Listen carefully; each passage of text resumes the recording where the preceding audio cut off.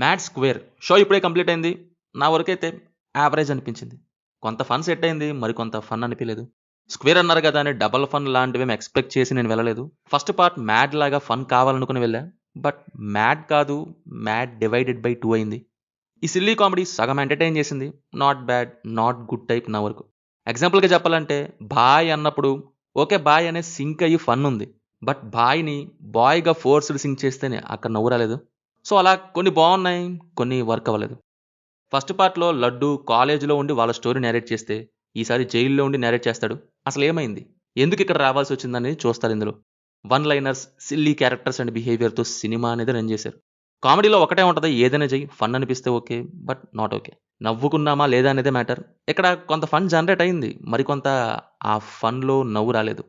ఎక్కడ అనేది చూస్తే నాకు మ్యారేజ్ పోర్షన్ మొత్తం కామెడీగా అనిపించింది. చాలా బాగా ల్యాండ్ అయ్యి అన్నీ మంచి ఫన్తో మూవ్ అయ్యాయి అక్కడ ఈవెంట్స్ అన్నీ కూడా. చాలు చాలు ఈ మాత్రం చాలా అనుకున్నా. బట్ ఆ తర్వాత గోవా అనేది ఎప్పుడైతే స్టార్ట్ అయిందో ట్రిప్ ఆన్ అండ్ ఆఫ్ లాగా వెళ్ళింది. ఇంకా క్లియర్గా చెప్పాలంటే లడ్డూ క్యారెక్టర్ని అండ్ తన ఫాదర్ క్యారెక్టర్ని బాగా యూస్ చేసుకున్నారు, కానీ డీడీ ఫన్ని ఆ గోవాకి వెళ్ళాక అంతగా use చేసుకోలేదనిపించింది.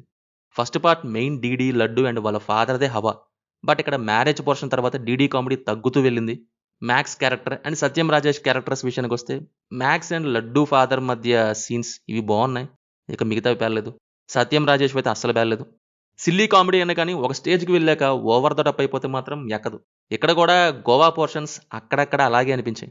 Second half laddu and అక్కడక్కడ పేలే ఫన్తో ఇక ఏదో అలా వెళ్ళిపోయింది. ఇంకా క్లైమాక్స్ సీక్వెన్స్ ఏమో లెట్ డౌన్ చేసింది. మ్యారేజ్ పార్ట్ వరకు ఫన్, గోవాలో హాఫ్ పేలి హాఫ్ పేలక గురి తప్పిందనిపించింది.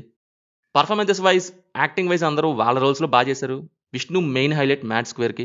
మిగతా వాళ్ళు డైలాగ్స్ వెయ్యాలి, కానీ విష్ణు వరకు అయితే ఎక్స్ప్రెషన్స్తోనే ఫన్ అనమాట. BGM and songs are good. Finally just an average entertainer నా వరకు. ఫ్యామిలీతో చూడొచ్చు, నో ప్రాబ్లం.